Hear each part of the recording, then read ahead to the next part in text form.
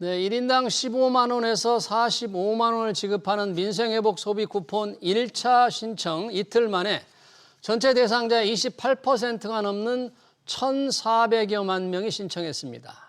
지급한 돈도 2조 5천억 원을 넘었죠. 소비 쿠폰이 얼어붙은 경기를 살리는 불쏘시개가 될지, 대통령이 지시한 추가 소비 진작 대책은 무엇이 나올지 두 분과 얘기 나눠보겠습니다. 이은희 인하대 소비자과 명예교수, 서지용 상명대 경영학부 교수 나오셨습니다. 어서 오십시오. 안녕하세요. 반갑습니다. 안녕하세요. 소비 쿠폰 지금 사흘째네요. 신청하고 지급. 벌써 이제 쓰는 사람들이 많이 늘어나고 있다는데 신청이 굉장히 많이 되고 있어요. 지금 신청 얼마나 많은 사람이 했습니까? 이은희 교수님. 네, 오늘은 출생연도 끝자리가 3인분하고 8인분들이 이제 신청할 수 있게 돼 있죠. 예. 그래서 이제 어제까지 보면 그 이틀 동안 1,428만 한 6천 명 정도가 신청을 해서 예. 전체 대상자의 28.2%가 이제 신청을 했다라고 얘기를 하고요. 제일 많이 신청한 게 신용카드나 체크카드를 한 74%하고 예. 그 다음에 이제 많은 게 지역사랑 상품권 한 216만 2천 명 정도. 네. 그 다음에 이제 선불카드, 그 다음에 그 지류, 그 지역사랑 상품권은 한 25만 명 정도 신청을 했습니다. 네. 이틀 만에 1,400명 넘었는데 오늘 통계까지 합하면 신청자가 2천만 명을 훌쩍 넘겠네요. 지금 네. 속도라면. 그렇죠? 네, 그렇게. 자, 지금 말씀하실 때 이제 신용카드와 체크카드가 제일 많다고 하셨는데 신용카드, 체크카드가 있고 받는 방법, 모바일형과 카드형 선불카드가 있고 그리고 지역사랑 상품권이 있는데 뭐 좀 특장점이 있는 모양이죠. 어떻게 좀 다르다고 할 수 있을까요? 예, 그렇습니다. 이제 디지털 방식으로 받는 방법이 신용 체크카드 방식, 그다음에 모바일 지역사랑 상품권 지급 방식 그 두 가지고요. 예. 이제 오프라인 방문하셔가지고 별도로 받는 방식이 지류형 지역 상품권 수령하는 거, 그다음에 선불카드로 받는 방법 이렇게 구분할 수 있어요. 예. 근데 이제 전자 두 가지는 이제 장단점이 있는데 예. 일단은 수령하기 편하죠. 그러니까 그렇죠. 젊은 분들이 이제 온라인으로 신청하고 또 경우에 따라서는 본인이 쓰는 신용카드에 얹어서 그냥 사용할 수 있고, 네. 그다음에 또 모바일 지역사랑 상품권 같은 경우도 이제 소위 말해서 잔액 확인되고 사용처가 이제 확인할 수 있고 본인이 온라인 결제할 수 있고 상당히 편해요. 네. 근데 이제 요거는 이제 그 어르신들, 노인분들이 이용하시기 또는 신청하시기 어려운 부분이 있고, 취약계층들. 예, 그렇습니다. 근데 지류형 지역사랑 상품권 같은 경우는 네. 종이로 된 그 지역사랑 상품권이죠. 예. 근데 당초에는 이제 고령층들이 많이 받으실 거로 생각이 돼서 네. 아마 요 부분을 준비를 많이 못했던 것 같아요. 근데 사실은 이 종이로 된 지역사랑 상품권이 또 장점도 있어서 어떤 장점이? 이제 젊은 분들 신청하시는 분도 있는데 예. 사용 기간이 최대 5년입니다. 아, 이게 사용 우리 기간이? 타 방식은 4개월이잖아요. 11월 예. 말까지 쓸 수 11월 말까지면, 있잖아요. 예. 이건 이제 5년까지니까 솔직히 현금처럼 지역 매장에서도 쓸 수 있기 때문에 오랜 기간 동안에 사실은 이거를 일부 지역에서는 사실 품귀 현상이 생겼다고 해요. 네. 예, 일부 지역에서 전체 시군구의 한 26% 정도가 이 지류형 지역 상품권을 이용할 거라고 봤는데 예. 많이 이용하신 분들이 의외로 많았던 거고요. 그래요? 그다음에 선불카드는 사실은 많은 분들이 선호하시는 분이 있어요. 대체적으로 고령층 대상 그 소비자분들이 이제 주민센터 가셔가지고 받게 되는 게 이제 선불카드예요. 선불카드인데, 예. 직접 받을 수 있고.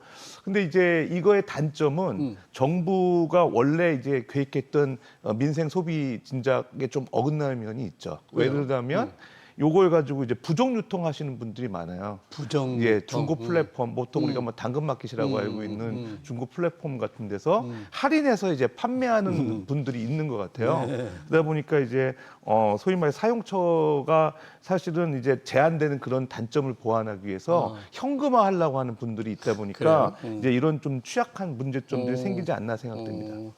지금 말씀하실 때 지류형 지역사랑 상품권이 일부 지역에서 품귀 현상이라고 그러는데 이걸 지금 어디서 지류형 지역사랑권을 받는 건데 누가 이거는 발급하는데 부족한 상황이 지금 네. 발생된 거예요, 이거는? 그 지역사랑 상품권은 조폐공사에서 조폐공사에서? 발급을 하거든요. 그래서 이제 이 지류형 지역사랑 상품권도 조폐공사에서 발급을 하는데 예. 이제 각 지자체에서 그 신청을 꽤 많이 했고요. 또 받으러 또 첫날 엄청나게 많이 오셨기 때문에 품귀 현상을 빚는다. 이렇게 이제 볼 수가 있는 거죠. 지역 그다음- 화폐 지역 이 화폐공사에서 네. 조폐공사에서 뭔가 미리 좀 대비를 해서 많이 좀 찍어놔야 되는 거 아니에요? 예측이 조금 어긋난 게 아닐까 그런 생각이 들어요. 더군다나 요 지폐형, 예. 그 지류형 지역사락 상품권은 70% 사용하면 또 나머지는 현찰로 돌려주거든요. 70% 이상 사용하면. 네. 아. 그렇기 때문에 이제 그 특히 고령층이나 또 일반 뭐 지자체에서 요 지역사랑 상품권 그리고 이제 아까 우리 교수님도 말씀하셨지만 이것도 역시 이제 이렇게 다른 사람한테 양도하기가 좀 수월한 측면이 있어서 그렇죠. 그냥 줘버리면 되는 네, 거니까. 그래서 이제 조금 그런 이제 타인에게 부정 유통 시킬 수 있는 그러한 이제 위험 소지가 있는데 어쨌든 소비자 입장에서는 그 사용하는 데 있어서 굉장히 편리하기 때문에 네. 그 지역사랑 상품권 그리고 교수님 말하는 그 선불 카드 선불 이런 카드. 쪽으로 오히려 몰린다. 오. 그러니까 이제 처음에 예상하기에는 신용카드가 편리하니까 신용카드로 다 몰리지 않을까라고 생각을 했는데 이제 선불카드나 그다음에 지류형 지역사랑 상품권 여기에 대한 수요가 예측보다 훨씬 더 많다 이렇게 볼 수가 있는 것이죠. 그러네요. 네. 그러다 보니까 아까 부정유통 사례를 잠깐 언급을 해주셨는데 온라인 중고거래폼 이 당근마켓에서 선불카드 할인하겠다. 할인해서 판다는 게 지금 올라온 사람들이 꽤 있었다는 거잖아요. 그렇죠. 어떤 예. 분들이 이런 걸 손해를 보고 단돈 2, 3만 원, 1, 2만 원이라도 손해를 보고 이렇게 하죠. 그러니까 현금이 필요하신 분이겠죠. 그러니까 예를 들면 뭐 15만 원 받았다고 하면 한 13만 원으로 해서 매도 이렇게 주문 내놓고 거기서 이제 받는 분들한테 이제 현금화로 해서 13만 원 받고 그거를 이제 본인이 예를 들어서 뭐 개인 채무가 있으신 분들은 그거 상환도 하고 그다음에 또 이제 용돈은 또 필요에 따라서 이제 현금화해서 쓰신 현금이 분도 필요한 있고 분들. 그 소위 말해서 지역사랑 상품권이나 이런 그 소위 말해서 우리가 이제 민생 쿠폰 같은 경우는 지역에서 쓰게 또 돼 있잖아요. 그렇죠. 근데 그런 제한도 없고 그러니까 이제 조금 이제 할인돼서 손해는 보더라도 현금화하는 게 유리하다고 생각하는 분들인데 그래서 정부가 이런 걸 상당히 지금 우려하고 있어요. 정부가. 그래서 이제 적발했을 경우에는 전액 환수하겠다. 환수하겠다. 예, 환수 조치하겠다는 얘기도 하고 심지어 뭐 형사처벌이라든지 앞으로 받는 보조금 막 제한하겠다 이렇게 좀 강수를 두고는 있긴 하는데 예. 아직도 뭐 적발 사례는 밝혀지지는 않았는데 이제 잠재적인 우려는 분명히 있는 거죠. 그러네요. 예, 예. 부정유통을 이제 적발하면 엄벌하겠다는 건데 이런 게 올라오는 예를 들면 플랫폼에 올라오면 아예 이런 걸 못 올라오게 해요. 원천적으로 무슨 조치를 취해버리면 될 것도 같은데 어떻게 주로 이제 그 거래를 그 중고 플랫폼, 네. 중고 거래 플랫폼에서 많이 하죠. 네. 그런데 이제 지금 요 그 부정 유통시키기가 굉장히 수월한 환경이다. 정보 지금, 네. 기술적으로. 다시 말하면 요거를 원하는 사람을 발견하기도 굉장히 수월한 거죠. 중고 거래 앱에서. 네. 그래서 이제 중고 거래 앱에서는 네. 요거와 관련된 그 용어 있죠. 뭐 검색어. 예를 들면 뭐 소비 쿠폰, 뭐 거래, 뭐 이런 거 비슷하게. 그런데 이제 그 용어도 굉장히 이렇게 다양하게 막 변화시키면서 단속의 손길을 피한다 그래요. 그래요? 네, 그러니까 이제 요 금치거를 조금 이제 리스트를 잡아가지고 이 거래가 요 중고거래 애플리케이션에서 일어나지 않도록 이제 그 행안부도 중고거래 앱에 이제 부탁을 한 상태고, 네. 그다음에 중고거래 앱도 플랫폼이 즉각적으로 이제 발견이 되면 삭제하고 예. 열심히 활동을 하고 있다 이렇게 네. 얘기합니다. 그러네요. 그런 부정유통 사례를 좀 철저히 단속해서 기왕에 우리가 비즈니스 소비권을 발행했으니까 효과가 나오도록 해야 되는데 또 이런 분들도 있나 봐요. 이 소비권을 받으면 현금이 좀 이제 쓸 수가 현금 여유가 상대적으로 생기는 거잖아요. 받기 전에 비해서. 그러다 보니까 뭐 사채업자들이 빚진 분한테 빚을 다 갚아라 이렇게 압박을 하거나 뭐 이런 사례도 지금 우려하는 사례로 지적이 되는데 어떻게 보십니까? 이 부분은? 그렇죠. 예를 들어서 이제 빚이 많으신 분들, 네. 생계형 채무자들 같은 경우는 소득이 생겼으니까 채무 상환해라. 이렇게 이제 채권업자들한테 이렇게 여러 가지 그 압박도 받고, 그다음에 또 이제 불법 출심에 대한 그 가능성도 높아지고 있고, 실제적으로 이분들이 상당히 심리적으로 부담 느낄 수도 있는 거예요. 그러니까 불로소득이 생긴 거에 대한 거를 이제 채권자들이 이제 불법 출심이나 기타 평소보다 더 압박을 가한다든가 이렇게 해서 상당히 부담 느끼는 분명히 있거든요. 그래서 사실은 이제 정부나 지방자치단체에서도 취약계층 쿠폰 사용하는 데 있어서 이제 안전적인 이런 부분들 보장해주기 위해서 뭐 이런 불법 출심이나 이런 거 신고센터도 운영하고 있고 신고센터도? 지금 모니터링하고는 있다고는 해요. 근데 이제 그럼에도 불구하고 이제 아주 작은 지역이나 또 개인 간 어떤 채무 관계에 있는 분들을 다 확인하기는 어렵거든요. 그러니까 이런 문제가 상당히 좀 심각한 문제가 될 수도 있지 않을까 생각됩니다. 그러네요. 지금 소비 쿠폰도 그렇지만 조만간 지금 자영업자들의 빚을 탕감해주는 정책도 나오잖아요. 그렇죠. 탕감해주니까 새로 돈을 주는 건 아니지만 탕감되면 조금 여유가 생긴다. 여유가 그렇죠. 뭐 조금이라도 생기니까 아까 말씀 사채업자라든지 채권 추종업체에서 그런 자영업자를 상대로 더 압박을 할 수 있는 거다. 그렇죠. 이런 걱정들이 참 많은데 이걸 좀 막는 방법은 아까 정부가 뭐 있다고 하죠. 뾰족한 방법이 있을까요? 이런 걸? 지금 그거에 대한 대책은 뭐 이렇게 발견되고 있는 건 대책을 마련한 걸로 보이지는 않아요. 그런데 이제 지금 소비 쿠폰으로 인해서 13조 9천억 원의 13조 9천억 예산이 원. 들어가잖아요. 그런데 이제 말씀하신 것처럼 그 5천만 원 이하의 장기 연체 7년 이상 연체하신 분들 자영업자들 채무 경우에. 채무 탕감해 주잖아요. 그거도 한 16조 4천억 원에 이른다고 그래요. 그래서 합하면 거의 한 40조에 이르는데 이제 말씀하신 것처럼 채무가 탕감되고 그다음에 이제 소비 쿠폰으로 돈을 받기 때문에 조금 여유가 생기는 거죠. 그래서 그거를 틈타서 요 불법 사금융 혹은 사채업자들이 이제 돈을 갚으라고 아니면 이제 돈 받은 거를 자기들한테 넘기라고 이제 요청할 그렇게 가능성이 압박할 가능성이 굉장히 크다 이렇게 볼 수가 있고요. 우리 교수님 말씀하신 것처럼 금융감독원에 신고센터가 있습니다. 이런 걸? 네, 신고센터인데 그것도 이제 추심을 불법으로 추심을 할 때 그거를 신고하는 신고센터예요. 그렇기 때문에 이제 요 신고센터의 업무를 요 지금 현재 요 소비 쿠폰하고 그다음에 요 저기 사채 탕감 있죠. 자영업자 채무 탕감. 그거와 관련해서 이렇게 불법 사금융이나 사채업자들의 압박이 있을 때 그거를 신고하는 식으로 요거의 업무 범위를 조금 더 늘리면 어떨까? 저는 그렇게 생각을 해요. 그러네요. 취약계층 이런 틈을 타서 이 틈을 노리는 사람들을 막을 수 있는 방법도 조금 필요하네요. 여러 가지고 소비 쿠폰 나눠주는 것만 중요한 게 아니고 이게 진짜 소비에 연결되도록 확실하게 연결되도록 해야만 할 것 같습니다. 그렇게 해서 뿌려지는 돈 이은희 교수님 말씀하셨다시피 소비 쿠폰이 13조 이제 9천억 원입니다. 적은 돈이 아닌데 과연 이 돈이 당초 목표로 했던 소비 증대 효과 어느 정도 될까? 이게 정말 경제를 좀 떠받치는 무슨 불쏘시개 역할을 할까? 이 부분은 상당히 좀 논란이 좀 있는 것 같아요. 어떻게 보세요, 이 부분? 예, 뭐 일단은 아직 시행하고 있기 때문에 결과는 좀 뒤에 지켜봐야 알겠지만 참고로 저희가 이제 2020년도 코로나 사태 때 민생지원금 시행했던 사례가 있기 때문에 그 내용을 비추어 봐서 뭐 유추는 가능할 것 같습니다. 일단은 그 2020년도에 코로나 재난지원금이 한 그 40에서 50조 정도 지원이 됐는데 그 당시에 우리 그 경제 성장률이 최대 0.3%포인트까지 진작됐다는 연구 결과들이 많이 보고되고 있어요. 그러니까 실제적으로 GDP 성장률은 좀 개선이 분명히 된 것 같고요. 그다음에 이제 민간 소비 측면에서 봤을 때 민간 소비가 뭐 분석하는 기간마다 조금씩 다르긴 한데 최대 21.5%까지 개선됐다고 하는 보고도 있거든요. 그러니까 한 22% 정도 개선됐다고 봐야 되는 거고 그다음에 이제 자영업자들 매출 진작률이 재난지원금 지급하기 전후로 비교해 보면 4.5% 정도 진작이 됐다고 얘기를 하거든요. 근데 그런 것들이 이제 순기능으로 보면 이번에는 사실은 그때보다는 지급 규모가 좀 작잖아요. 그렇죠. 그때는 한 40에서 50조 정도 됐는데 이번 지원 예산이 한 14조 원 정도 가까운 규모니까 좀 작겠지만 그래도 분명히 진작 효과는 있을 것 같고요. 다만 좀 우려되는 거는 이제 물가 상승 압력입니다. 물가.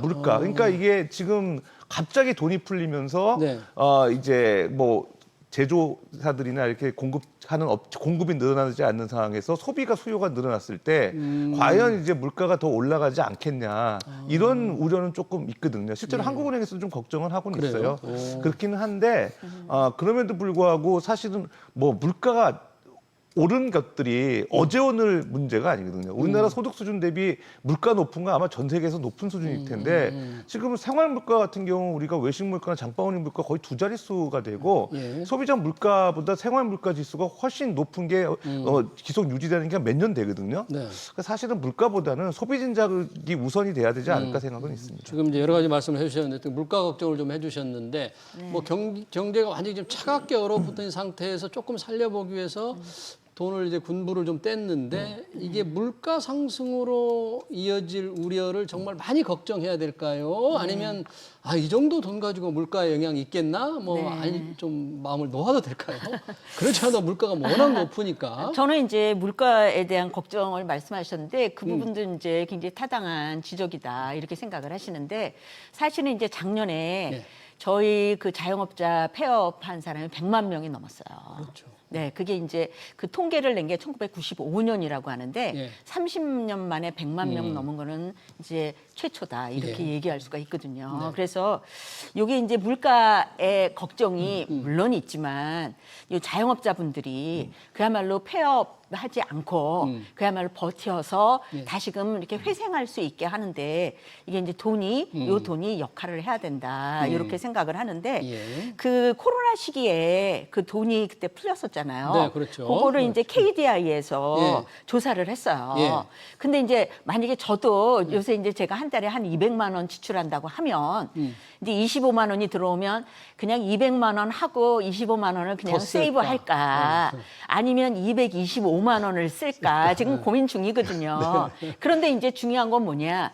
추가 지출이 있어야 된다는 거죠. 신규 증대 효과가 있어요. 그렇죠. 소비를 새로 더 늘리는 거. 그렇죠. 신규 소비 증대 효과가 있어야 그게 이제 경제 성장에 도움이 되고 그다음에 자영업자한테도 도움이 되는 거 아니겠어요? 그렇죠. 그런데 이제 지난번 재난지원금에 대한 그 분석 결과는 그렇게 희망적이지는 않아요. 그때는? 그래서 그 말씀하신 대로 순수 소비 증대 효과가 26%에서 최대 36%. 그러니까 새로. 결국은 무슨 얘기냐? 100만 원이 풀리면 네. 그중에서 순수하게 지출이 증가된 거는 한 36만 원, 40만 원 정도고 나머지 돈은 네. 저축으로 되든가 대출을 갚든가 이렇게 한다. 그런데 이제 지금 경제 상황은 이제 자영업자분들도 너무 어렵고 또 경제가 너무 얼어붙어 있으니까 각 가게가 좀 힘드시더라도 조금 펑펑 좀 쓰시면 좋겠어요. 네, 그래서 이제 25만 원을 받은 만큼 추가로 다 추가로 썼으면 좋겠다. 지출하시면 좋겠다. 네. 이 말씀이고요. 네. 그다음에 이제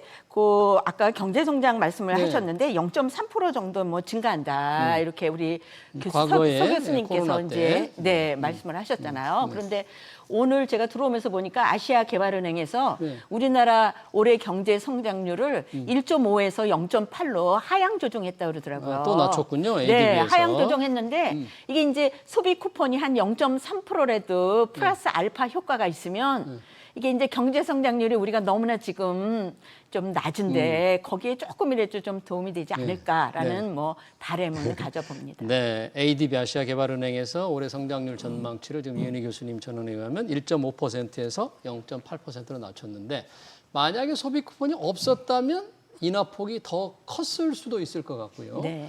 그럼에도 불구하고 이렇게 0.8%로 떨어졌다는 것은 다른 부분이 워낙 안 좋은 거잖아요. 이렇게 소비 쿠폰에도 불구하고 성장률 이렇게 낮춘다는 건 뭐 수출이 계속 안 될 거라든지 뭐 소비 말고도 뭐 투자가 어렵다든지 그러니까 앞으로 우리 경제 전반적으로 성장 전망은 어둡네요. ADB 아시아개발은행 전망대로라면. 그렇습니다. 이제 보통 이제 해외 그 주요 리서치 기관이나 공공기관에서 그 외국의 경제 성장률 분석을 할 때 사실 보면 그 국내 경제 평가하는 기관이나 경제 성장률 추정하는 기관들보다 정확하지가 않아요. 그러다 보니까 이제 그 상향 조정, 하향 조정을 분기마다 한 번씩 하는데 그러다 보니까 이제 그 규모 변화폭, 조정폭이 크거든요. 그러니까 이제 ADB 같은 경우도 1.5에서 봤다 0.8이면 거의 반 줄인 거잖아요. 네, 그러다 보니까 상당히 이제 본인들도 계속 모니터링하면서 우리가 그때 너무 좀 과하게 평가했나 하면서 이제 조정하는 거거든요. 근데 이제 제가 볼 때는 이제 민생 쿠폰 통해서 내수 진작이 되면 또 뭐 상향 조정할 가능성도 분명히 있는데 저희가 좀 주목해야 될 거는 경제 성장률을 지금 봐야 될 것도 분명 중요하죠. 근데 경제 성장률 성장률이 그럼 왜 이제 문제가 되느냐, 부진하냐? 제가 볼 때는 내수거든요. 내수 내수가 부진이거든요. 계속 네. 근데 이제 사실 우리가 무역 수지 관련된 개선 부분은 사실 우리가 어떻게 한다고 될 수 있는 부분도 아니에요. 여러 가지 글로벌 통상 문제라든가 지금 관세 문제라든가 뭐 환율 문제라든가 이런 대변수가 너무 많기 때문에 사실 가정할 수 있는 변수가 너무 많아요. 근데 내수는 사실 우리 몫이거든요. 근데 이게 지금 우리가 내수 수준을 판단할 수 있는 경제 지표가 소매 판매액 지수예요. 네. 소매 판매액 지수가 몇 년부터 계속 마이너스 성장 흐름을 보이다가 일부 개선됐다 하더라도 성장률이 상당히 둔화돼 있거든요. 네. 특히 어느 부분이냐면 내구재 소비거든요. 내구재 소비. 그러니까 이제 네. 자동차라든가 가전이라든가 컴퓨터라든가 이런 큰 소비들을 안 하는 거예요. 그러다 보니까 이제 내구재 소비가 부진하니까 결과적으로는 사실은 이제 우리가 그 내수 민간 소비가 차지하는 그 경제 성장률에서 포션이 한 50% 정도 되거든요. 예. 그러니까 사실 어떻게 보면 언제부턴가 내수가 수출이 무역보다 비중이 커요, 우리나라가. 그러다 보니까 이 내수를 잡지 않는 이상은 경제 성장률이 오르기 어렵다. 그런 취지에서 저는 사실 소비 쿠폰은 타당성이 있다고 생각이 됩니다. 네, 어쩔 수 없이 우리가 이제 경제 성장률을 높이는 방법 중에서 이제 수출을 늘리는 것도 있는데 이건 대외 환경 변수가 워낙 크고 투자도 쉽지 않으니까 불가피하게 내수를 늘려야 되는데 그러기 위해 소비 쿠폰이 나왔습니다만 결국 소비 쿠폰이 우리가 재정이 충분하지 않으니까 빚을 내서 돈을 뿌리는 거잖아요. 네, 그렇죠. 빚 걱정은 혹시 이은희 교수님 뭐 네, 나라빚 네, 걱정은 좀 어떠세요? 이게 이제 1,300조를 넘어서게 된다는 거 아니에요. 네. 이게 이제 국내 총생 GDP하고 비교하면 이게 이제 48.4%인데 뭐 이 수치가 높으냐 낮으냐 뭐 논란도 많죠. 다른 나라하고 비교해서. 그런데 이제 작년에 비해서 작년에 46.1%였는데 2.3%. 그러니까 이제 채무 비율, 국가 채무 비율의 증가 속도가 이제 너무 빠르다. 네, 이렇게 이제 저는 생각이 들고요. 예.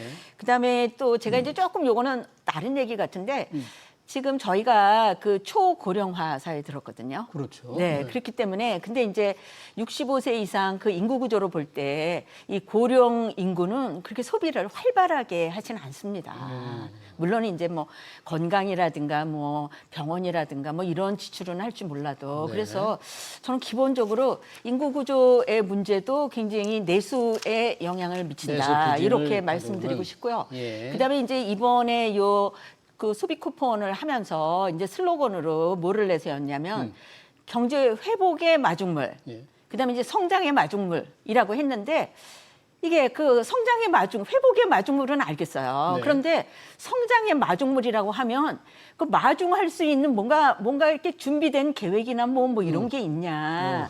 그래서 좀 뭐랄까 돈을 받아서 좋기는 하지만 다들 마음이 복잡하다. 이렇게 지금 얘기들을 하거든요. 나라 빚은 늘어나고 그렇죠. 또 그리고 이제 갚아야 이게 마중물이면 무엇의 마중물인지 그 무엇에 대한 준비가 있냐. 이제 그런 것들이 좀 걱정이 좀 많이 되는 거죠. 이게 그냥 일회성으로 쓰고 이제 다 없어지면 그다음에 또 아마 경기 안 좋다. 자영업자 매출 안 오른다. 그러면 그때는 또 어떻게 하냐. 어떻게 할 거냐. 네. 그런 생각이 듭니다. 그런 걱정 이은희 교수님 걱정을 해주셨는데 이재명 대통령이 지금 소비 쿠폰 관련해서 얘기하면서 이런 얘기를 했더라고요. 추가적인 소비 진작책을 마련하라. 정부처에 당부를 했다고 하는데 사실상 이제 지시를 한 것 같은데 자, 이 추가적인 소비 진작책 이번 쿠폰을 다시 하라는 얘기인가? 아니면 소비를 늘릴 수 있는 무슨 묘안이 또 이미 숨겨져 있나? 뭐 궁금합니다. 뭐 추가적인 소비 진작책이라는 게 뭘 의미? 예, 제가 생각하는 게 한 가지 있긴 한데요. 있어요? 일단 그거 말씀드리기 전에 이제 부처별로 준비를 하고 있어요. 그러니까 기획재정부 같은 경우는 추가 예산 확보해가지고 앞으로 이제 추가적인 이제 2차 지급하는 거에 대한 재정 조기 집행할 수 있게끔 뭐 예산 확보하는 문제가 있을 수 있고요. 행정안전부 같은 경우는 지금 보게 되면 지류용 모바일 상품권에 대한 발행 수요가 많은 거에 대비해서 또 여러 가지 뭐 현장 인력도 투입해서 그런 소진되는 문제에 대해서 수요 예측을 좀 정확히 해야 되는 부분도 있을 것이고 중기부나 산업부 같은 경우는 이제 소상공인 대책이죠. 이분들을 해서 이제 판촉 행사 많이 하고 우리 사실 코리아 세일 페스타라고 매년 10월 달이나 그쯤 하는 게 행사도 있는데 이때 사실은 어떤 그 판촉 할인 행사 같은 거 기획하면서 이제 소비를 늘릴 수 있는 내구재 이제 늘릴 수 있는 행사도 좀 준비하고 있고요. 예. 또 뭐 고용노동부 같은 경우는 뭐 취약계층 생계비 바우처 제도를 활용하고 그다음에 돌봄 서비스, 생활 서비스 이런 거를 좀 효과적으로 할 수 있는 거. 예. 그다음에 문화체육관광부 같은 경우는 지역 행사죠. 네. 뭐 축제, 소비 늘릴 수 있게끔 주말을 이용해서 많은 분들이 오셔서 소비를 늘리고 갈 수 있는 부분. 그런 것들이 이제 부처별 소비 진자책이라고 보여지는데 예. 제가 생각하는 건 딱 한 가지는 뭐냐면요. 그 지금 그 소비 쿠폰이랑 그 신용카드 공제율 지금 신용카드 공제율이 연말 정산할 때 이제 소득 공제율 이제 시행해 주잖아요. 네, 그게 올해 일모를 앞두고 있습니다.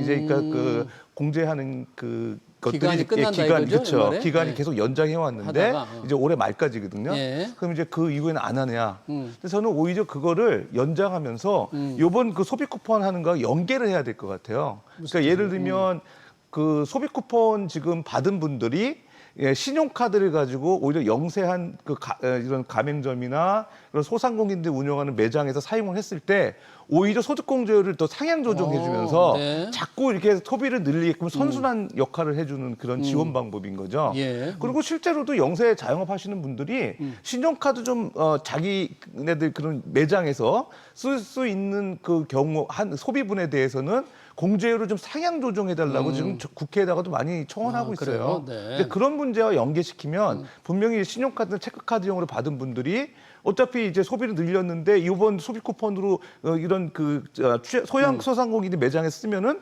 다시 그걸 또 추가적으로 뭔가 공제를 더해준다면 더 쓰실 가능성이 있거든요. 네. 근데 그런 것들이 연계했으면 좋겠습니다. 신용카드 소득 공제율 올해 연말로 끝나는데 연장하면서 공제율을 더 높이는 방법이 어떻겠느냐 그런 대책이 좀 필요하다 그러는데 뭐 이렇게 하든 저렇게 하든 정부 부담이 다 늘어나는 건데 이제 추가적인 소비 진작책이라고 하니까 아까 몇 가지 부처별로 말씀해 주셨지만 결국 이제 정부가 지원하는 꼴이 되는데 그래야만 되는 상황으로 좀 가는 건데 다른 뭐 묘안이 다른 건 없겠죠? 그럼? 기본적으로 그 이제 아까 그 순수 소비 증대가 36% 최대라고 네, 했잖아요. 최대. 그러니까 네. 아마 이제 대통령께서도 이런 통계를 접하시고 이제 소비 쿠폰 발급되는 거가 최대한 소비에 이렇게 사용하도록 사용하도록. 방안을 마련해라. 뭐 예. 이러한 얘기인 것 같아요. 그런데 사실은 이제 소비를 좀 펑펑 하려면 좀 심리적으로 좀 편안해야 되거든요. 그러니까 이제 고용도 사실은 중요하고 그 미래에 그 돈을 계속 잘 벌 수 있다라는 낙관적인 것도 굉장히 이제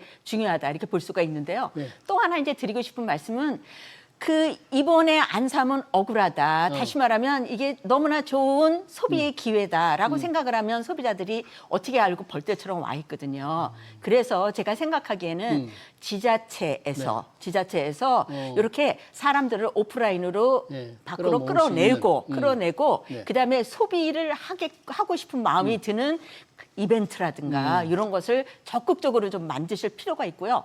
그다음에 자영업자분들도 앉아서 기다리시지만 말고 그 적극적으로 마케팅을 좀 하셔가지고 우리 집에 오면 소비하면 기쁨이 2배다라고 네. 소비자가 알게끔 이렇게 확 땡겨주는 네. 소비를 땡겨주는 그러한 구체적인 전략들이 필요하다. 네, 알겠습니다.